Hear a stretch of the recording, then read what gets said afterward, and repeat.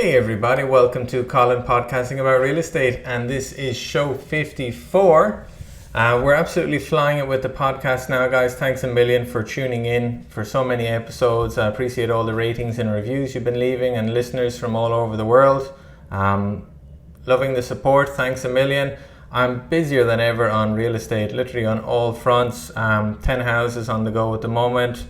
6 lots and more coming, and I'm actually this close to selling my first lot that I bought it for 12.5, and I'm just in the process of selling it for 30, which I'm very excited about, and that's with a deposit that covers my initial purchase and then monthly payments for the next 24 months of about $750 a month, so owner finance. So loving that. It's like getting my money back straight away and then creating like a nice little, almost like a rental income of $750 a month. So bought it for 12.5, selling it for 30 with a 13 deposit and 17 owner finance. So nice little deal, and if I can get 10 or 20 of those on the go in the next 6 or 8 months, that adds up to some real money. So I'm enjoying that, but I'm busy as ever on the housing front as well, and just dealing with all the delays and everything. I'm very fortunate to have great crews and a lot of good contacts that do kind of their best to get me to the front of their queues for all the work. I mean, I'm sure some of our listeners have struggled to find painters or handymen or AC guys or roofers or landscapers or window people. They're all super busy, and everybody's even getting surveys or getting title commitments or getting loan commitments. I mean, there's so much real estate activity out there at the minute. It's just unreal. Windows are one of the worst. I'm getting quotes of like 5 months to fix windows, which is just nuts. I mean, so I'm just selling houses that have some windows that don't work properly, and thankfully you don't need windows that work properly in order to sell to somebody with a conventional or even an FHA mortgage. Well, certainly a conventional mortgage. So just giving a credit so people can deal with it themselves, and the market is hot enough so that you can do it.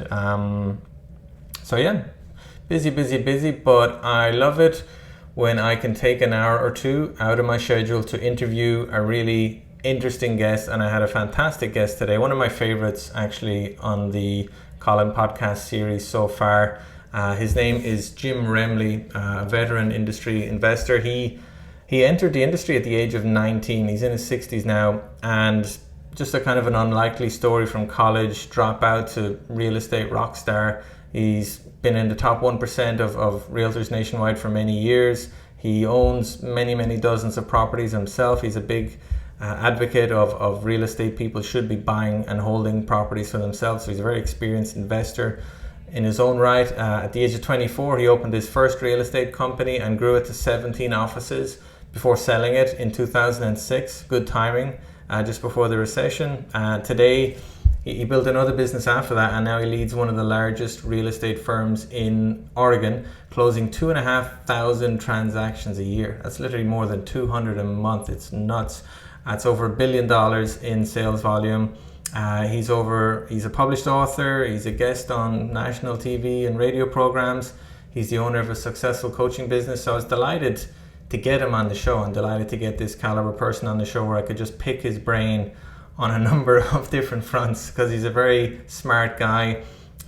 We talked about the setbacks and challenges he faced during his career, his tips for hiring people in an industry that's got very high turnover, how he takes advantages of building teams and motivating teams using like all the virtual tools, his strategy of buying at least one property every year that can be applicable to a lot of people in a lot of different jobs. If you make a goal of buying one property a year, you really can do it. It's totally achievable, and it's a life-changing strategy to implement. So I like how he phrases it and how he maps out and makes you visualize how that can work after 20 plus years.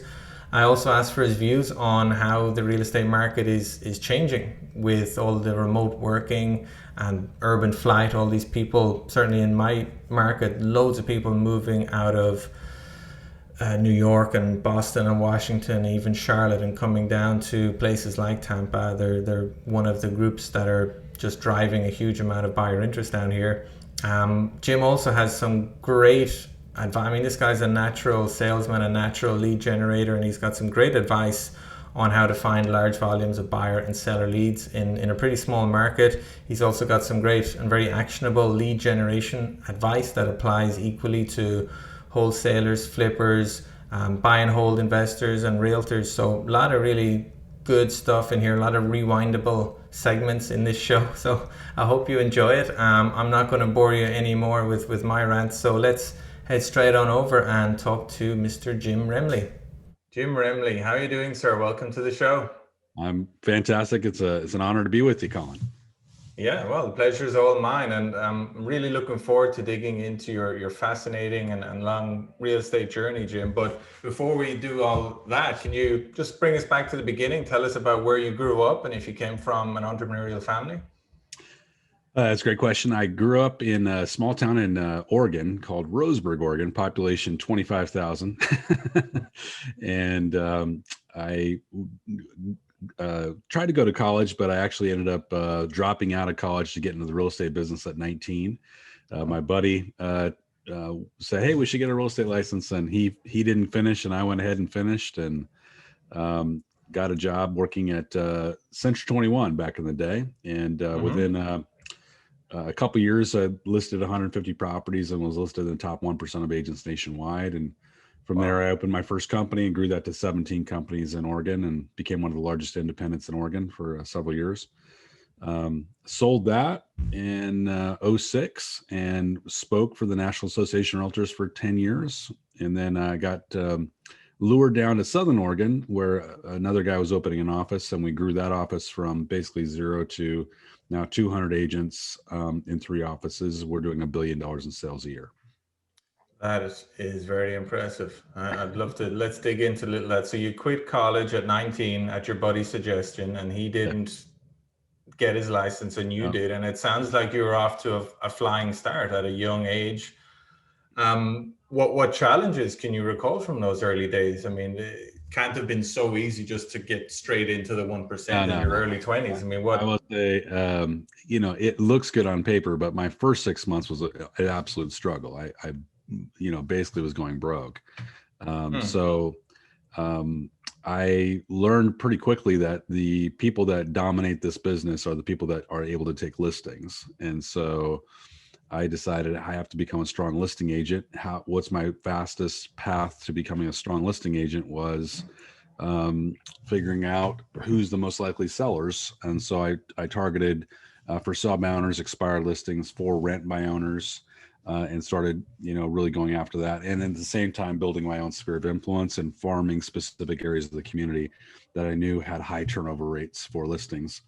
And, I'm a guy that is a student of the profession, and I recommend everybody be a student. And, if anybody's listening to this, they're automatically a student because you're out there in search of knowledge. And I was definitely that person. Back in my day, 32 years ago, when I entered the business, there was no podcast, there was no internet, there was no YouTube. So we had to do it old-fashioned way. We read books and attended live seminars, bought tapes, and I did all those things. And just speaking about that 30 years ago, I mean, nowadays, if you have a young realtor who wants to target expired listings and motivated sellers, there's a whole range of companies and websites and lists they can buy and stuff they can automate, and they can, track them on social media at the same time they're posting mailers. I mean, obviously, clearly you couldn't do any of that. So how, literally, were you in a county office kind of getting names? You're getting like the MLS listings in a kind of a phone book type thing every couple of weeks, and you had to kind of look through that to see what that was expired? I mean, we had this book that was published every month. By the time it got published, it was almost always out of date. So, but I did work off that old school book. For sell by owners, we're newspaper only, and driving by and seeing signs and asking my sphere of influence to keep me apprised of anything that new that would come on the market. So, a lot of old school, techniques. I'll tell you a quick story, though, interesting story about farming. I determined that one category of seller that was kind of interesting to me was absentee owners, people that own a home, but are not living in the home and they're living in another area. So an absentee owner probably renting the property. So I decided, how can I get a list of these absentee owners? So I went to the county. The county back then did not have their systems computerized. So there's no county records on a computer. It was all on back then microfiche. So I hired an assistant who had a really first generation computer, 356K computer back in the day. Okay. And she was basically running on a DOS program, a very old version of Excel, and one of the first versions of Excel. And I bought her a microfiche machine, and she would take and transfer that data of every single county record from microfiche over to the computer. We were the first group in our county, even the county itself, to computerize the county records. And by doing so, we were able to mine absentee owners and really crushed it with absentee owners. So you got to look deep into the market. Every market, including this market, has pockets of opportunity. And anybody going, if we all had a time machine and went forward 10 years and looked back at this market, we would say, oh, there's the opportunity back then was there and there and there. But we're living in the market. We just got to look at it a little bit differently and look for the pockets of opportunity. And so in those early years, first 4 or 5 years, would you say you become an expert in a pretty small area, or did you cast a relatively wide net looking for deals? Absentee owners was a wide net. It was county-wide. So because there was a smaller pool of them. And that was true pretty much for sale by hasn't expired. So there was a limit. I mean, I'm not going to drive 2 hours or something. It was basically proximity to my office. An hour was about my limit of how far I would go out from my office. Yeah, that's about what I would do in Tampa as well. An hour is about as far as I would ask someone to travel or travel myself. And otherwise people start crying to you and you have to give them extra gas money. Right. So how long were you working for somebody before you decided to start your own business, your own real estate business? I opened my first company at 24. Pretty young. Yeah, very young. And just kind of was me and a buddy of mine. And we said, let's go open a real estate office. So we did it. It was me, my buddy, and our assistant. It was just the three of us. And, just started working and grinding and growing and recruiting. And we were able to, as I said, grow that to 17 offices over about 15 years. I'm curious, at 24 and you were kind of a hotshot young agent, presumably for the company you're working with. And when you had that conversation with your old boss saying, I'm leaving, I'm setting up my own business, did he try hard to convince you that you're too young, you don't know enough, you should work for me and continue earning money with me for another few years? He kind of suspected we were kind of heading that direction. So he didn't try that hard. He tried, but we had already pulled the trigger on leases and everything else. So we were out the door.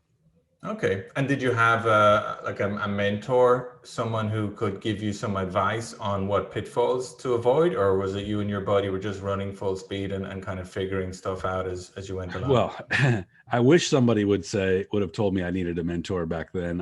I did have mentors in the sales side, but I didn't think that I didn't even know that there was people that could coach me on the brokerage side. And coincidentally, that's a lot of what I do today as a coach myself. Is I coach a lot of offices to grow, and my specialization is in recruiting and retention and building a culture of excellence within companies. And so I didn't have that opportunity, or at least I wasn't aware of it back then. So it was a lot of school of hard knocks, figuring out through failure what works and what doesn't work. So we just we made a lot of mistakes, but we figured it out.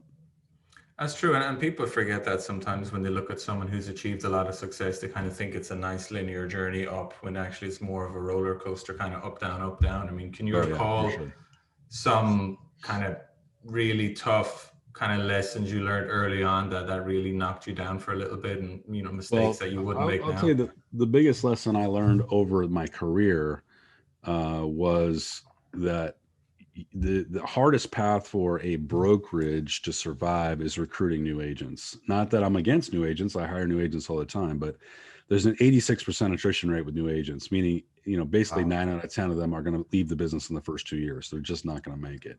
So, that path for a lot of brokers is how they try to grow, is through new agents, because it's an easy path.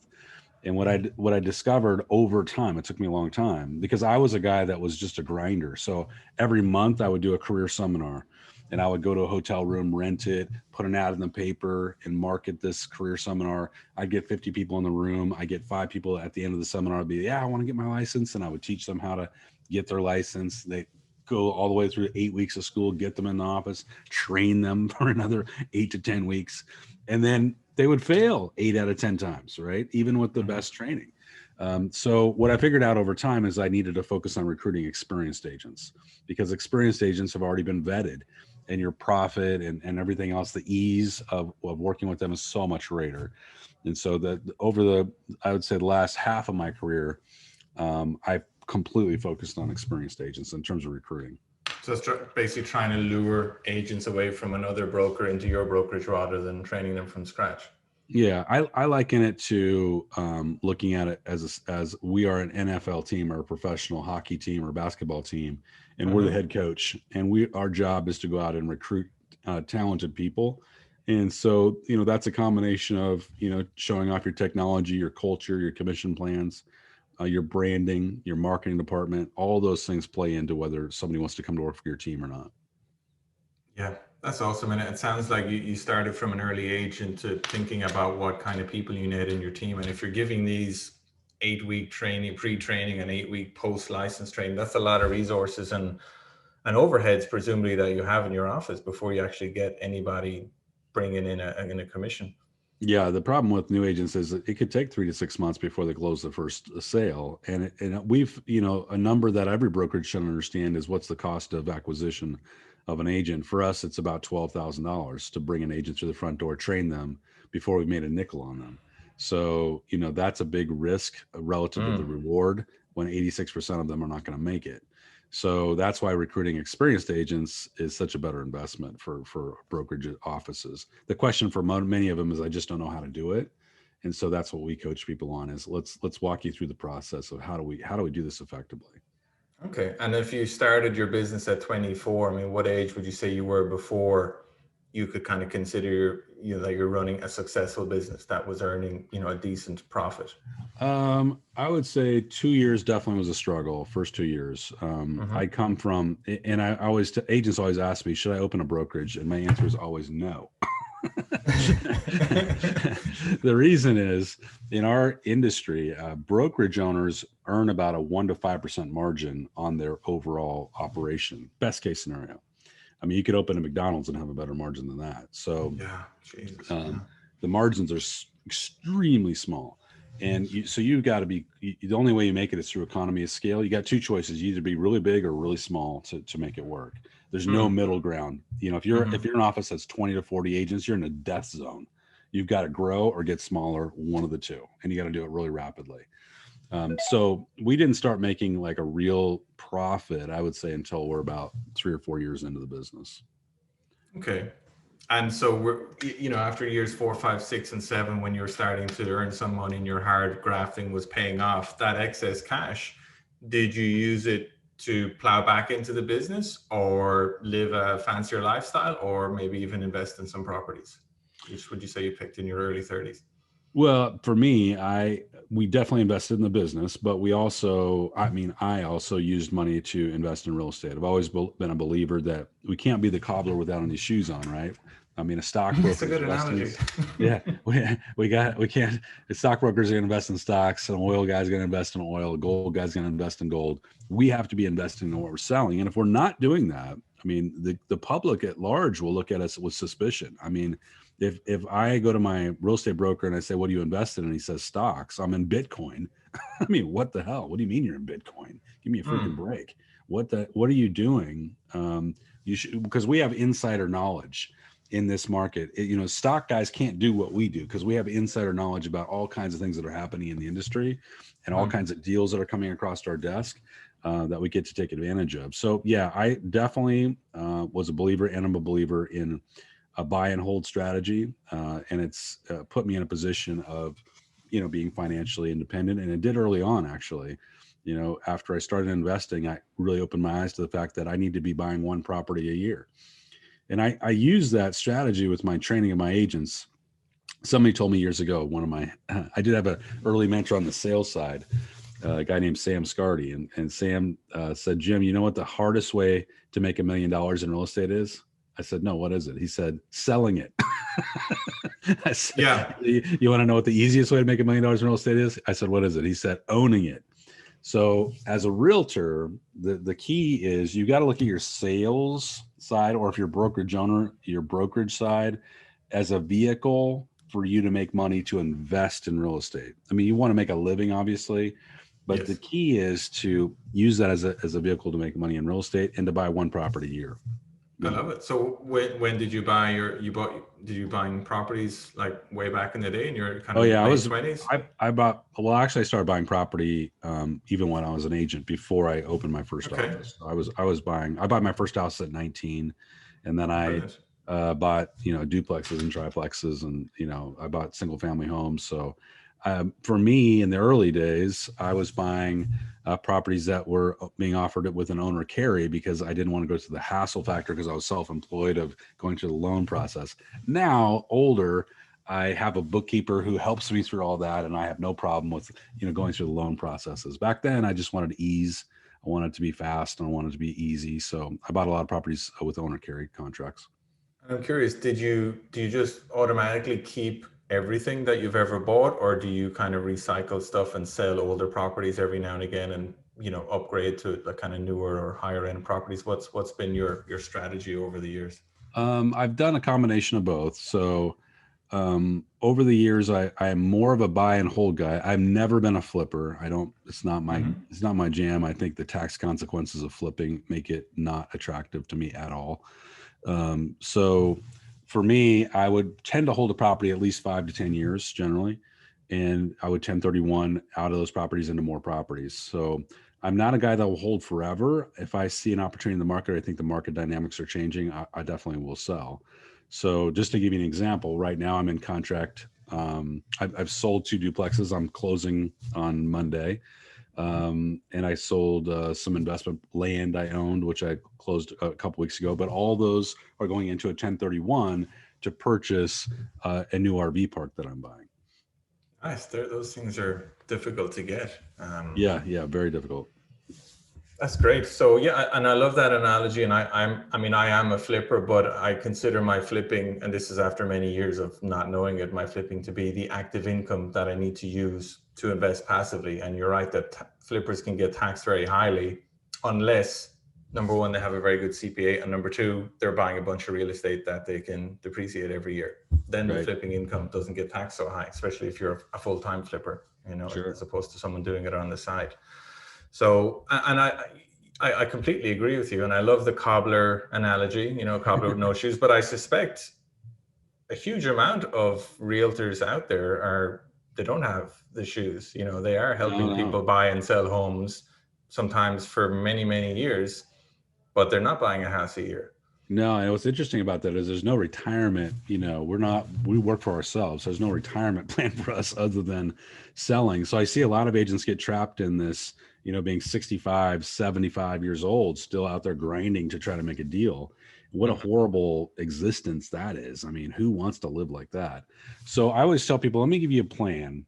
And this plan will absolutely work because I'm living proof of it. Let me give you the plan that every single realtor should implement like now, right? So the idea is if I buy one house a year, I call it my 20-year plan. I'm going to buy one house a year every year that I'm in the real estate industry. So let's call that 20 years, okay? So my first year one, I'm just going to throw out some round numbers. Year one, I buy a single family home and I find one for 200,000. I know that's low now, but let's assume it's 200,000. And I hold that and I rent it. The rental covers my mortgage payment, or pretty close. Maybe it's not a full coverage, but pretty close. And then I buy property 2 the next year, property 3 and 4 and 5 and so forth. Now, statistically, every 10 years, real estate doubles in value. So it should double in value actually twice over 20 years, but let's say it doesn't. Let's say there's a market correction and it only doubles in value once, which is highly unlikely, but let's assume that's the case. Now you get to year 20. By the way, I'm putting on these all on 20-year mortgages. Every single one's going on 20-year mortgage. Year 20, now I have a free and clear asset, which I can sell.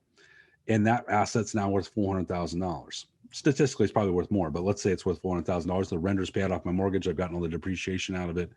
And now I have my retirement set off because now year 21, I'm in retirement phase. I have a $400,000 retirement. And then year 22, I do the same thing. 23, and I reverse order back out for the next 20 years. And I have a 20-year retirement with $400,000 a year in my retirement. No one can tell me there's a better retirement plan than that. It's so simple. It works. I'm living proof it works. Yeah, I agree with you. All you need to do is set aside your real estate commission for those down payments on your 80% mortgage or whatever it is, right? That's exactly it. So when I'm coaching people, what I say is, okay, let's figure out if you're going to buy one property a year, what's your average price in your market? If it's a 25% down, which is typically the down for an investment property, Mm-hmm. how much money is that? And so we got to add that to your goal set. We got to figure that goal set out and figure out here's how much money you need to live plus the 25% to buy your rental a year. And that's what we go for. We push towards that goal. We're not just trying to work to live. We're trying to work to create retirement.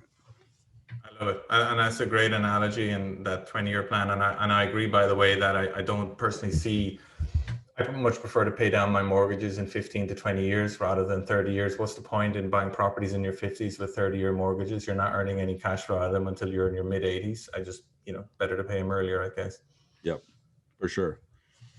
Great idea. I love that, and I love that you're teaching realtors to do that are working with you. That's sounds like you've got some really hard-earned people skills, and just kind of thinking about managing teams and clients. It relies heavily on a lot of face-to-face people skills and a lot of arm around the shoulders.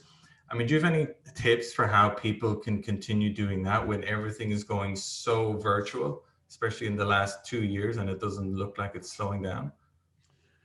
Yeah, I mean the first of all, I work with a ton of teams out there, and teams are definitely been transformative for the industry over the last 5 years. And the reason why teams are kind of interesting and sometimes exciting is what teams bring to the real estate table is something that's been missing for years. What teams bring is efficiency. And what's interesting about this is that when you look at a brokerage model, a typical brokerage, you have an umbrella that people work under, and it's an independent contractor, solo agents. But the brokerage doesn't really have a lot of control over what you do or don't do. You could come in at noon, go home at 2. You could do nothing during the day. You could close nothing for 6 months. So there's very little efficiency in the system. You're going to have a group of agents, the top 10% doing most of the 90% of the business in every brokerage. So with a team, what they do is they bring efficiency, meaning the team leader is the rainmaker, the all-star in the system, but they bring in employees, a buyer's agent, a listing coordinator, a transaction coordinator, whoever it is, and they tell them as the employee what they're going to do, something we haven't had in the industry. And then guess what? The system becomes very efficient at creating success and profit. Otherwise, the team leader would go broke, and they're not going to allow that. So they bring in an employee-employer relationship into an industry we haven't had that in really ever. And so that's why it's exciting. Now, the management of that in our tech world is just technology just makes things more efficient even than that. So, we have systems, which is really the magic to creating a team platform that has value. So I coach a lot of teams in selling their teams. People come to me and want me to help kind of broker and then help people through that selling of their team eventually when they want to retire. And how do they get ready for that? How do they build a team that's saleable? There's 2 things that make a saleable team. One is your database and the management of that database. In other words, the size of your database and how much profit that's producing a year and the consistency of income over time is one aspect, one leg of the value. The other leg of the value is the systems behind how you're running your business. So it is, do you have a system for a pre-listing checklist? Do you have a checklist for when listings go live? Do you have a transaction coordination checklist? Is everything mapped out, or are you just running frenetically? Like there's no plan, there's no rhyme or reason to it. By having systems in place and having a strong database, now you have values. Now you have something you can sell. But in terms of people management and the way that the industry has changed based on technology, I'm seeing a lot of teams become almost virtual teams. And what a virtual team kind of looks like is I have a virtual assistant, I have a virtual TC, I have virtual buyer's agents, and they don't necessarily occupy space. And I use them as needed, but I don't necessarily have to have them quote unquote on my team. I just use them kind of almost like a gig worker. I'm using them as needed. And then if I don't need them, I don't need them. It's actually better for everybody because that gig worker, that's the virtual buyer's agent in this case, can have their own business. They can have their own listings, their own buyers. But every couple of days, they may be tapped by the team and say, I got a buyer I need you to work with. And for that moment, they're on the team in that virtual sense. And that's kind of the new, little bit radical way that we're seeing some team leaders start to adapt to this different kind of market dynamics that we're in. I love it. And you're right. It's never been easier or cheaper to kind of build a team of gig workers. You know, if you want to set up your own business, you don't need an office. You don't need 4 desks and 4 bums in those desks. You can literally just hire these out, and they get paid for what they do. Absolutely. Absolutely. For sure. It's a fantastic opportunity. So what about, lead generation is, I mean, whether you're a realtor looking for a seller who you can represent, or whether you're, a fix and flipper or a wholesaler just looking for a motivated seller. I mean, lead generation is what it's all about, kind of finding those off-market deals. I mean, yeah, obviously you started off back in the pre-technology days, but you've continued to grow up until now. I mean, what are you doing nowadays for lead generation? Have you any tips you can give that could apply equally to realtors or fix and flippers or wholesalers that are looking to find these sellers that aren't, well, technology has completely changed the game of how we make contact a lot of times with sellers. I'll give you a few examples of things that my team is doing, and I'll focus in on investors for a second. So one idea that we use quite a bit is targeting people that have properties for rent. And properties. So that's one category, and then I'll pivot to another category. But let's talk about properties that are for rent right now. There's, with eviction moratorium laws that are still in place in many areas of the country, including my country, a lot of property owners have gotten hammered with people not paying because they've had this luxury of the eviction moratorium. So some of these people that can pay haven't had to pay. I got one tenant. One of the duplexes I'm selling has been in the property for 10 months without paying. And because I'm selling it, I had to give him relocation costs to move. I had to give him a check because of the laws in my state. Absolutely bananas. I had to give the guy $1,200. He owes me $10,000. So because of these kind of onerous laws that are in place, there's many, many, many more sellers today that are on the brink of selling. They're like, I'm done with trying to manage this. I'm done with the risk and the headaches of all this that's been going on. So for us, you could do a call or a text to people that have their properties on the market, maybe at Facebook Marketplace, Craigslist, wherever in your community, and reach out to them and just say, hey, I'm Jim Remley with ABC Real Estate. So I have a property for rent this morning. Just a quick question. Now that the property is vacant, have you ever given any thought to maybe locking in your upside profit on this and selling the property now? It's a great time to sell. There's a lot of demand, and I've got some buyers I'm working with that would be very interested in your property. Would you consider an offer? And that's the question is, would you consider an offer? If there's any time they're going to consider it, it's when the property's vacant, so they're not disturbing a tenant. So that script can unlock a lot of opportunities. You could put that into a text and make it a shorter, simpler version of that text. You could do a video text, which is also very powerful. Think about a video text for a second. First of all, with the text, I could offload that to an assistant. It doesn't have to be my voice. So if I have a virtual assistant, I say target every for rent property that comes on the market every single day, send them this text, right? And see if you can get engagement. If you can set the appointment, set it, and I'll follow up with the appointment. You could also do a video text where you're going to say the same thing, but you're going to do it as a video, which has got to be short, like 10 seconds. And then your assistant has it on their phone and they send it out virtually on your behalf every day, or you're sending it if you're a solo agent. So that, I mean, when we think about just interacting with people, that unlocks a lot of opportunities. But there's an interesting side note to that approach. A lot of those investors are going to say no. They're going to say, no, I'm like me. I'm a long-term hold. I'm not interested. Yep.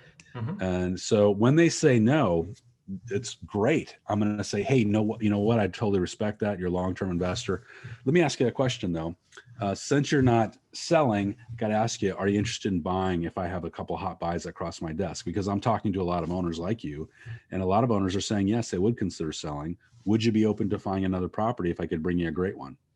Most investors, I'm an investor. If an agent comes to me and says that, guess what? I'm going to say, yes, bring me any hot buy you have. I'm never going to say no to that as an investor. I want them to do that. So if the agent then starts to collect 5 or 10 or 15 investors in their pool that they can now run these properties by, wow, you have some power behind you now. And I'll give you a classic example of that. And I'm in contract to buy an RV park right now.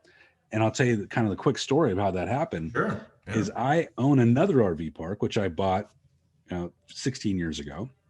It's 100 spaces. It's built on the side of a drive-in movie theater. And now we show drive-in movies. It's fun.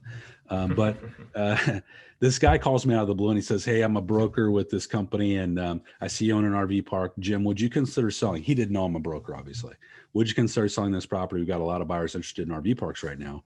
And I said, well, I got to tell you, I'm a broker, number one. And number two, I'm not really interested in selling.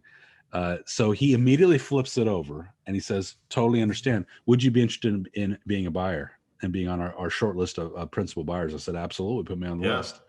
And guess what? I'm on vacation in Florida a couple months ago. He calls me and says, Jim, I got one for you. Meet your criteria. Are you interested? I said, absolutely. Send me the details. Sends me the details. And bingo, now we're in contract, getting ready to close here in the next 30 days.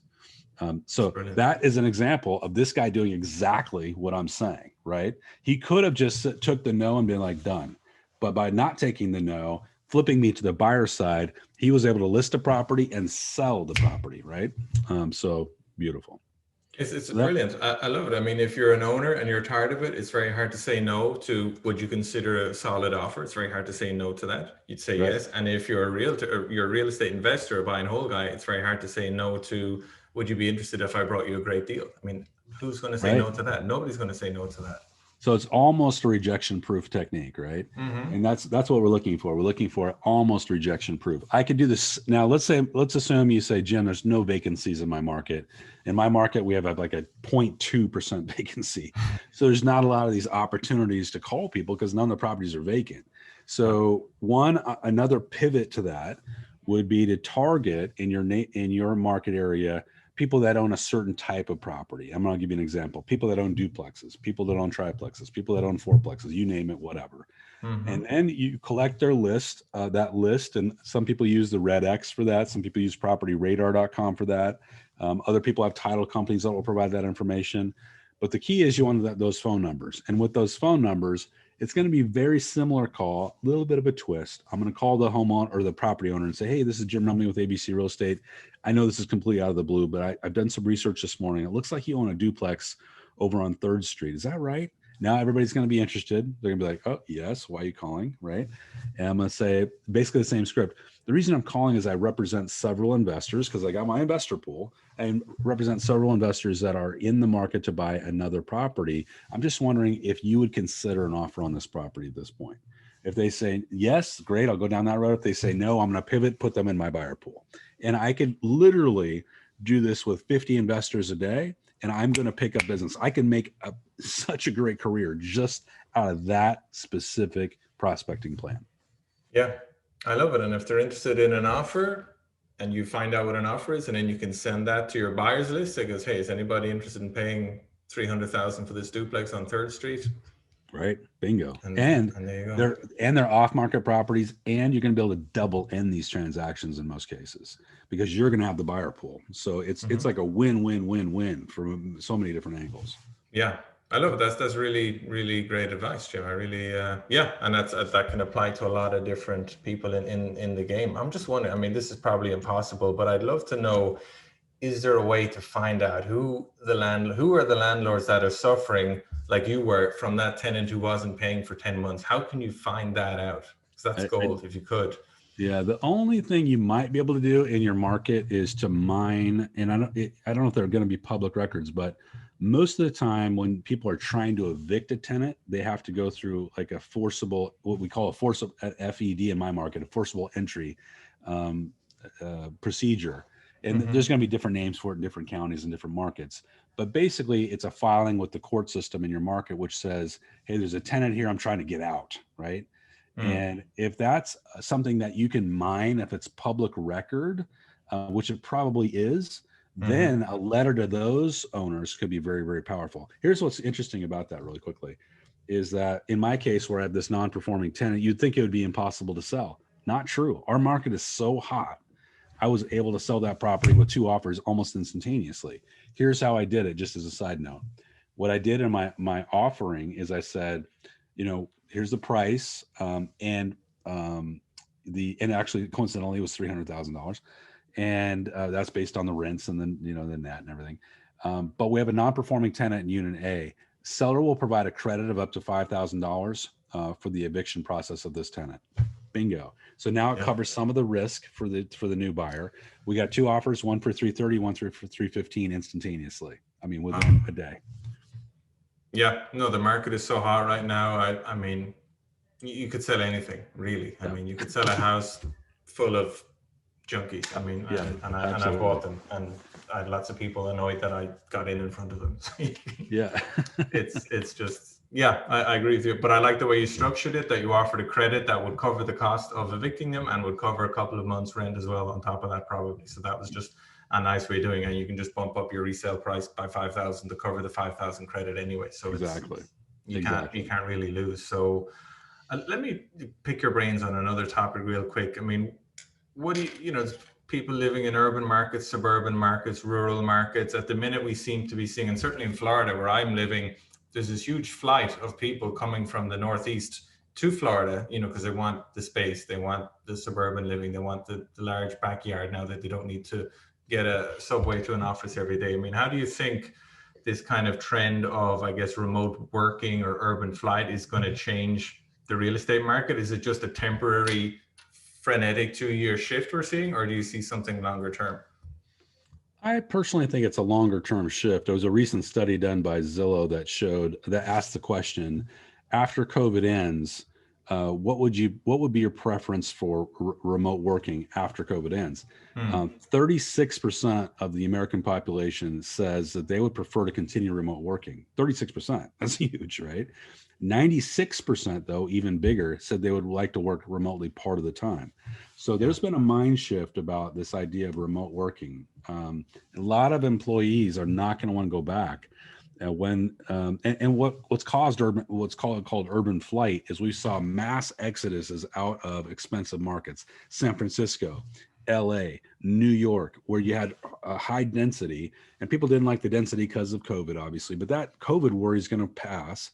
But now it's just flexibility, and the cost and quality of life issue will remain, right? And so why would I live in San Francisco, one of the highest most expensive markets in the world, where it costs me, $3 million for a basic house, when I could move to Southern Oregon where I'm at, and you could buy a luxury house for $600,000 or $700,000, when I can work remotely and do the same job. And as long as the employer says it's okay, everybody's going to try to do that. So that's where you're seeing this mass exodus out of these areas. Will it slow down because COVID is starting to get under control? Yes. It won't be quite as bad, but it will still be a general trend away from these highly expensive cities. What's interesting is that employers are going along with it. Employers want happy employees, and regardless of what the unemployment rates say they are, the reality is with most employers across the country, they're trying to hire and they can't find good quality people. And if they have to hire remotely to do it, they're going to do it, right? They're not going to say, well, you got to live in New York, or you got to live in LA, or you got to live in Boston. They're going to say, you want to work remotely? As long as the job allows for it, they're going to allow it. And the other thing that goes along with this really quickly is schools. So a lot of kids, because they went remote on schools, are now more comfortable just working remotely on schools. And so the attachment to schools has been a little bit severed.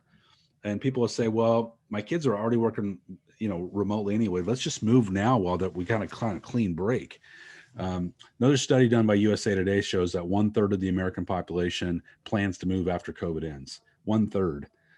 So that's a massive, massive change. I don't think it's actually going to truly be a third. There's plenty moving now. There's more moving than ever before, even during COVID. Yeah, 8.9 million people moved during COVID, which is interesting.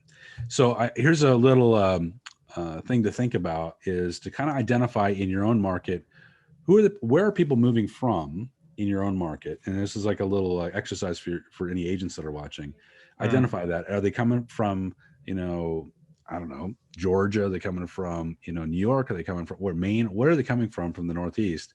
And then start marketing yourself to some of those realtors in those markets, farming realtors in other markets as being the person that you are the person that can help them with a referral.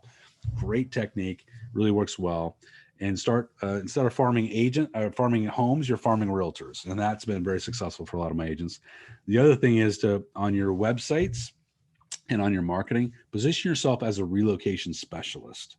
That is a word that will really, really be helpful for you to attract clients. I said, everybody listening, put that on your LinkedIn job description.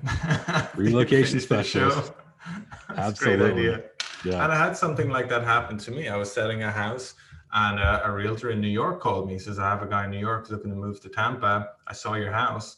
Can I refer him to you? And I have some other people as well. Can I refer them to you? Because I don't know anything about Tampa, but I have all these people asking me about Florida. Can you deal with them?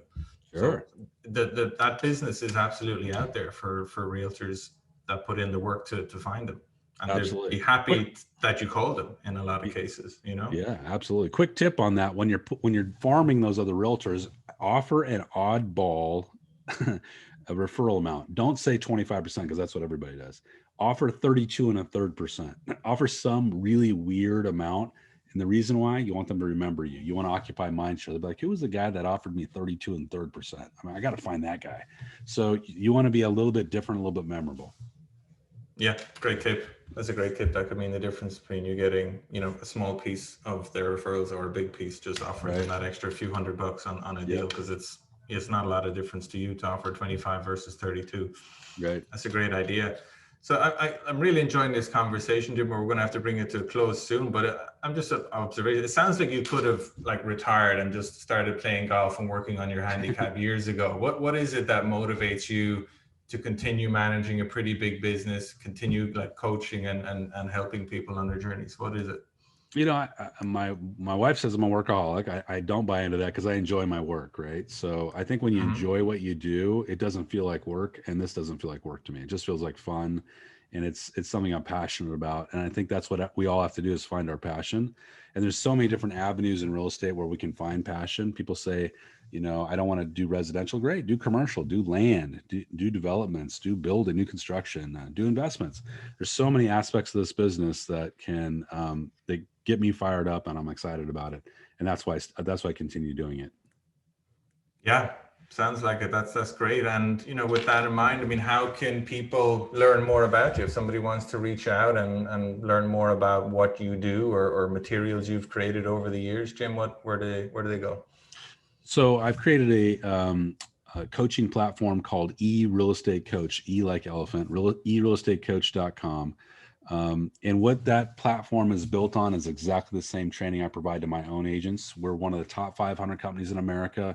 And remember, we're working in a population base of 80,000. So we're doing $1 billion in sales in a population base of 80,000. We're competing against companies in New York and Boston and LA and everywhere around the country, right? And people have asked me, Jim, how do you help people get to that level? And that's where this coaching platforms come to fruition. So it's the most affordable coaching platform literally in the country, super inexpensive, less than a cup of coffee a day. And the first 2 weeks is free. And once you dive into the system, what you first get is 16 weeks of intensive lead generation coaching. I would just scratch the surface with a couple ideas here, but we give you hundreds of ideas on lead generation. And the way that it's designed is you have a cup of coffee in the morning, like we all have here, and you watch a 5-10 minute video, and then you get some ideas on what you can implement in the market. So when I talk about a script or a download or a presentation, you can actually download it. We have already built it for you, so it's already implementable. And then we give you 3 live coaching sessions every single week. So we have a closed Facebook group for our members. We have hundreds and hundreds of members from around the country. You come and you get live coaching 3 times a week. And again, 2 weeks is free. So just hop over there and check it out. Sign up. We'd love to see you there.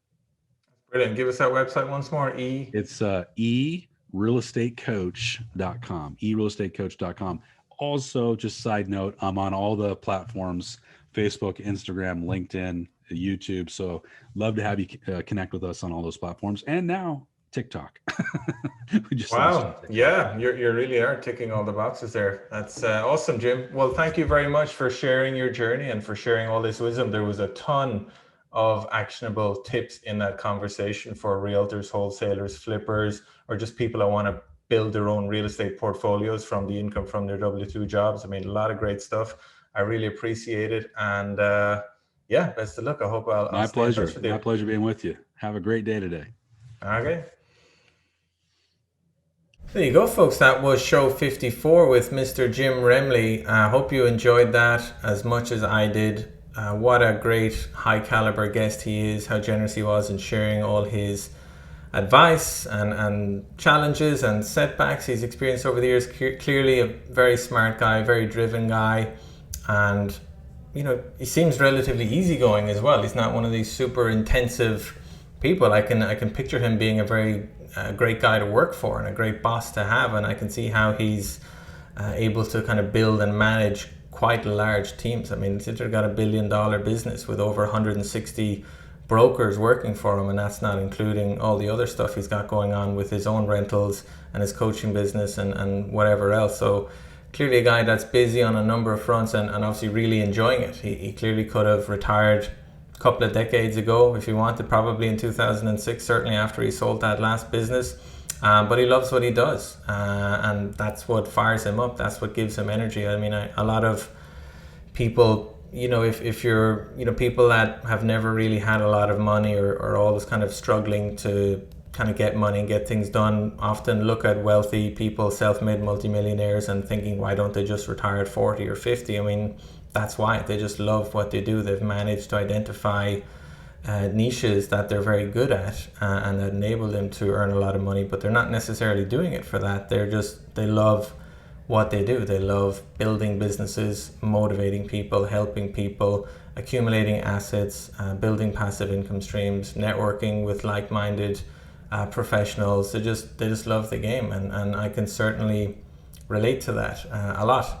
And real estate is a fantastic business to be in, either actively or passively. I mean, I think it can play a part of everybody's life, and it can certainly, it's certainly the best method I've discovered of generating income that can give you that financial freedom to kind of live life on your own terms and design your own lifestyle. I've yet to see anything better than real estate, unless you're some sort of IT genius, which most of us, you know, are not. But anybody can be a real estate investor, that's for sure. It just takes a little bit of education, a lot of resilience, and time, and that's it. Those are the basic ingredients, and just hanging out with like-minded people, and that'll get you there. That will literally get you to wherever you want to go. So yeah, thanks for tuning in. Thanks for hanging in there this long to the end of the show. I appreciate it. Don't forget to check out my website, colininvestments.com. There's a bunch of tools in there, reports, videos, previous podcasts, links if you want to get on my calendar for a short chat or a longer chat about your own real estate journey. I'm always happy to help wherever I can. I enjoy it, so don't hesitate to reach out. You'll find me on social media as well under either Colin G. Murphy or Colin Investments, one of the two. Those links are also on the website. And if you're enjoying the show, please consider sharing an episode with your friends. If you see this on social media, I'd love it if you could share it and recommend the show, or give it a like or a review on whatever podcast application you're using. But other than that, this is a sunny Friday afternoon in Florida. I am trying to finish relatively earlier so I can enjoy time with my family. I do try and finish earlier on Fridays. The weeks are getting pretty busy these days with all the different properties I've got going on, but Friday afternoons I still try and keep them quiet and enjoyable, and if you're able to do that, I highly recommend it. But aside from that, this is Colin G. Murphy signing out, guys. Thanks again for tuning in, and take care. Bye bye.